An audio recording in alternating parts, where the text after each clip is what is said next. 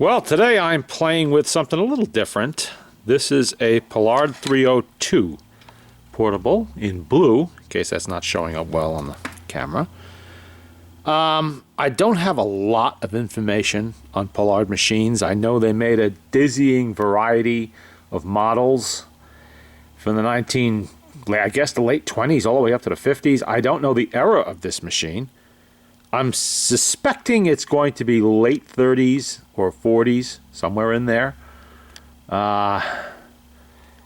It's small. It's smaller than the HMV, a little bit, about, I'd say 1.5 inches or so smaller.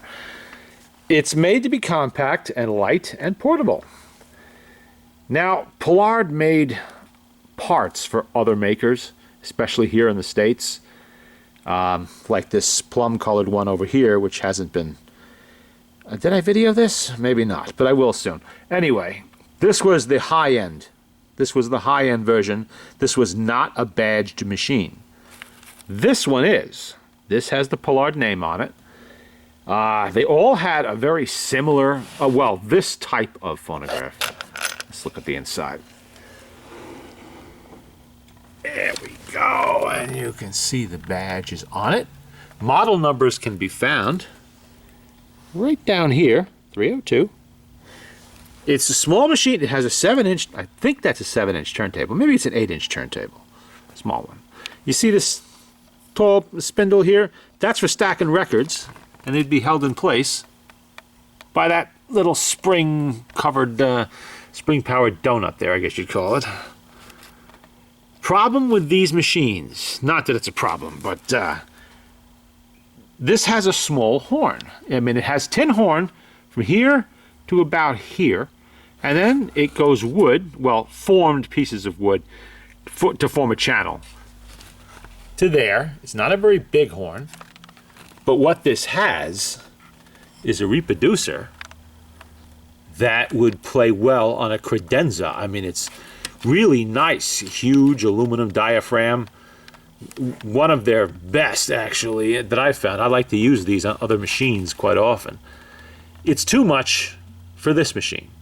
You have to use a soft tone needle when you play records on this. And even then, electrically amplified records, recorded records, will tend to overwhelm the horn on this. They'll sound loud and blasting. You know, like they're trying to squeeze sound through too small of an opening, too small of a space.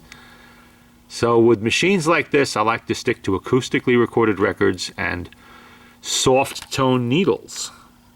Unless, of course, I haven't tried to fit an exhibition reproducer to this, but I bet it would probably work fairly well.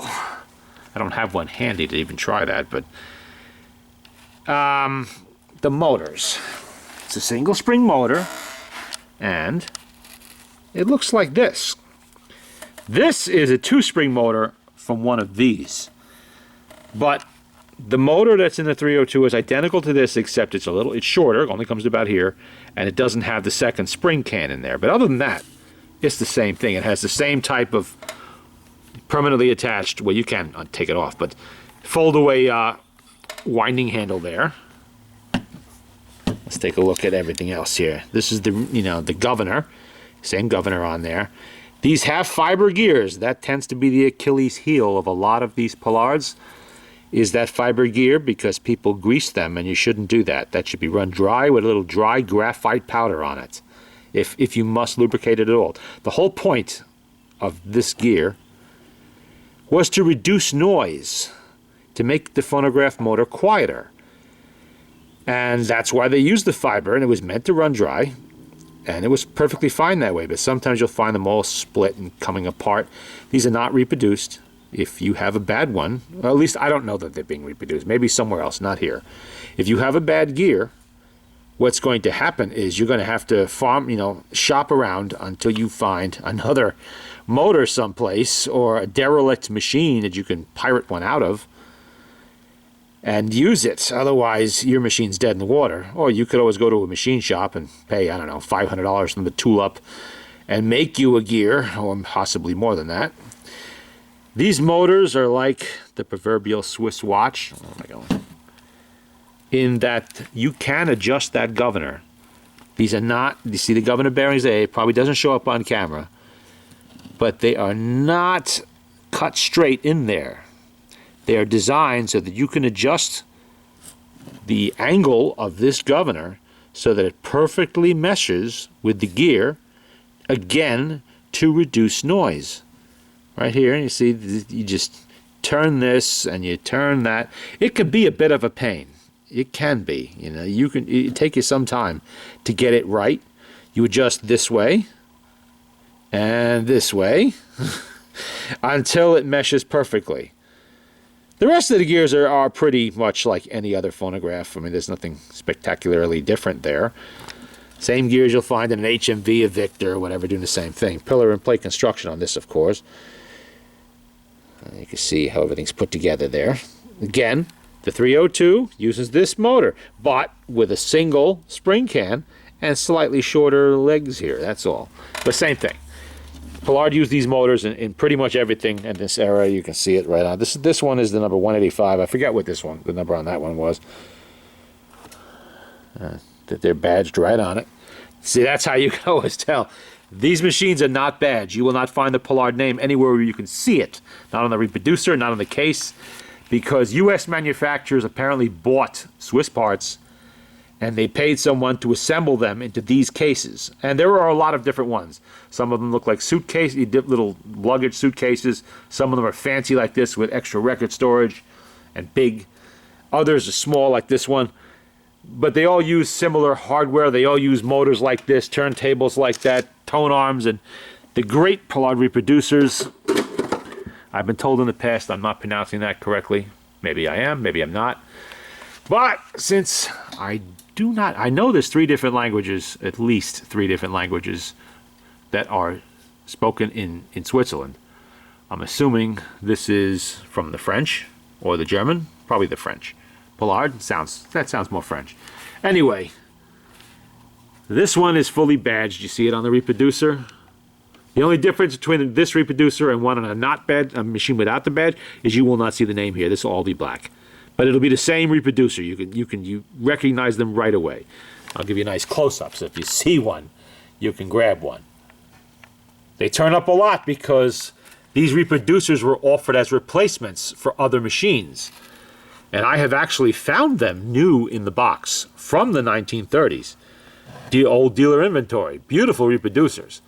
You know, if you happen to have a problem with another machine's pot metal reproducer, what I do is I use one of these. But when you get into the larger ones like this one, they can overwhelm small horns. A big machine like this, it's okay. It plays fine. This has a huge horn.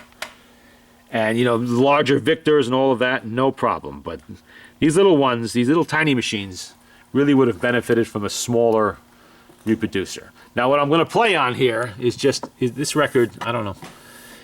This is an acoustic record. I don't know if you can read that. I can't read that. It's barely legible. It's some kind of a foxtrot, but typical dance music. But it plays well on this. Probably a dime store record, you know, from the late 20s or whatever. But now, you'll get at least 1 play out of these. Maybe 2 if it's a smaller record, you know, not quite as long as this one. These springs are small. They don't have a lot of power.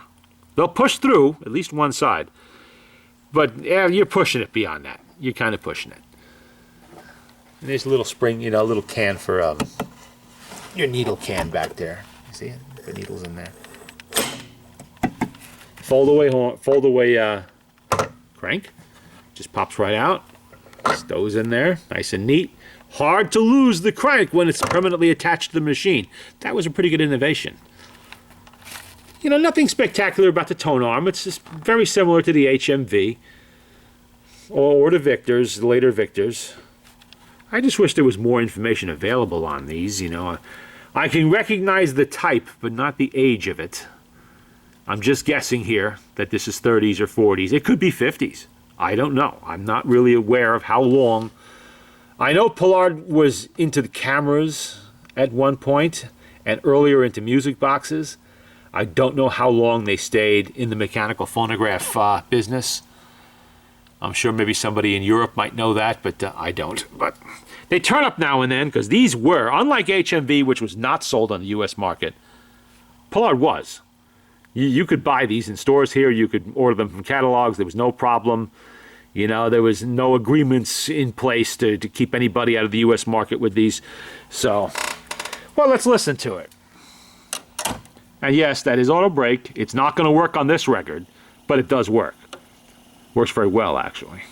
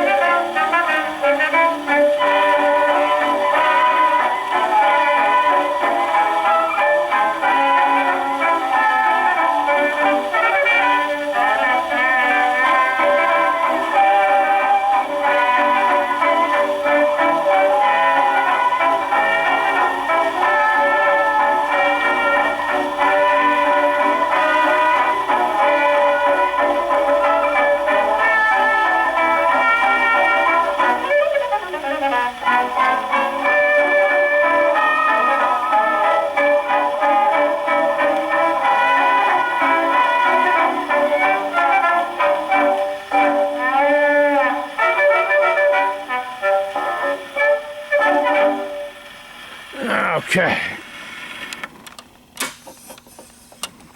Now, let's change the needle, and we will play a record that should be more contemporary to the age of the machine. Let me just get a needle first. I got them in a little package here. Probably should just pour them into the needle jar. Yeah, that's a lot easier.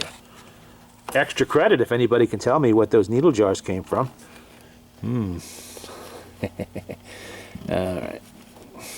Just as a hint, they didn't start off life as needle jars. And I've managed to lose the needle in the rag.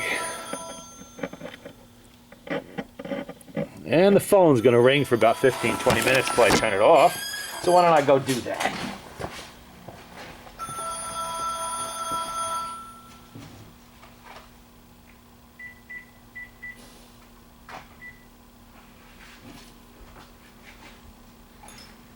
There we go. Interruptions. There. Now, while this record is well within the capabilities of this machine, let's try one that would play well on a larger machine, but not so much on this. Let's see what we got here. Let's try a Victor record. This would be late 1920s Victor Electric. The Tommy Dorsey and his Clambake 7. Our love was meant to be. Okay, well, put that on there. I forgot. I gotta wind it up. Now, another hallmark of these machines is how smoothly they wind. Look at that. Really nice and smooth, just like the HMVs. Same thing. Only the way they are, you really do have to wind them quite a lot, which isn't so bad on this machine. Notice I'm going to wind it almost 40 times. But on the bigger one next to me here, you're going to wind it like 75. You really can go at it for quite a while. Yeah, that's good enough. There we go. Okay. Let's listen to Tommy Dorsey here, and you'll hear it scream. This record definitely does overwhelm the horn. There we go.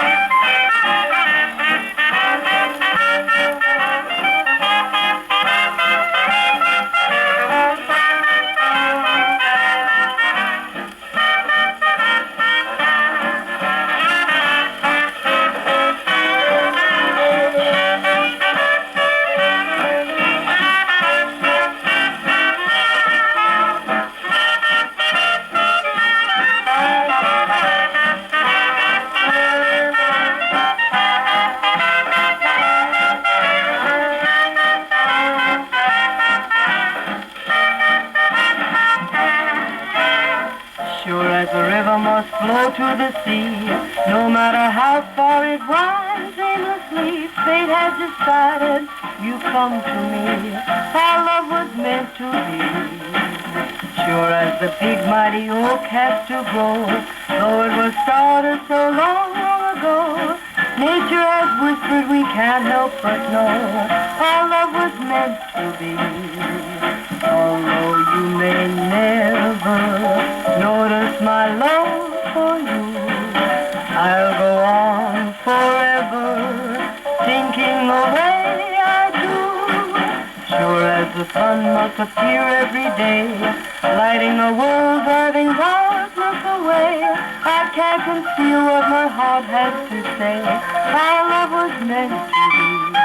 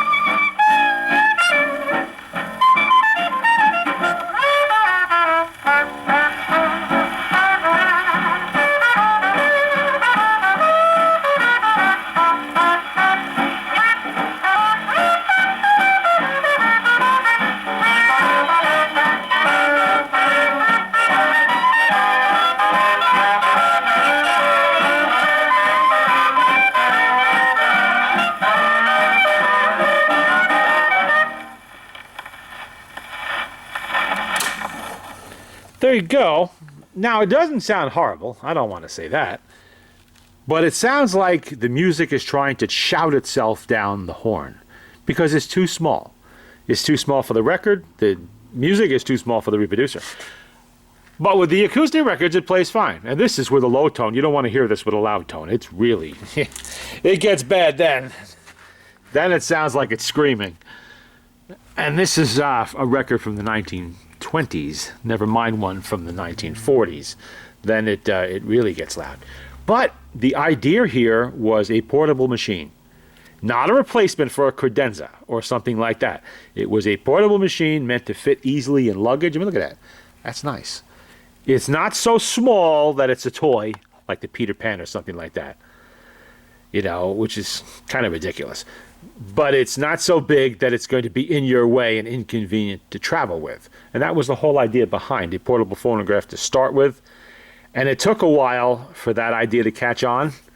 If you look at some like the Victor Victrola 50, it's a fantastic machine, but kind of a stretch calling it portable. I mean, we're talking more than 20 pounds of weight here. What is the Victor 50? It's like 25 pounds, 23 pounds, something like that. That's a lot of weight to carry around. Really is, and, you know, and it's big too. Even the HMVs, I mean, although it's much, much better by the time the 101 rolls around and the 100, still a pretty big box. You know, it's portable, but it's luggage. And these things, I don't know what they were thinking with these. They're fantastic machines, but wow, you know, come on. You really want to lug that around everywhere you go? Probably not. More likely you bought something like this to keep in the house and play there. But this, you would not think anything of tossing this in your luggage. You could keep up, I think, like 6 or 7 records on there and travel with it. Okay, you're not going to get top-of-the-line sound out of a tiny horn, but you're going to get sound. You'll be able to listen to your records, play music. And in the days before CDs and iPods and all of those things, this was your only choice. Yeah, this or a live orchestra. That was it. Or the radio. I'm sorry. By the time this came around, you did also have the radio. But that was pretty iffy when you were traveling and all of that. You don't know if you're going to get a good station or what. But there you go. There's a look at the Paillard 302 in blue. A fully badged Paillard machine.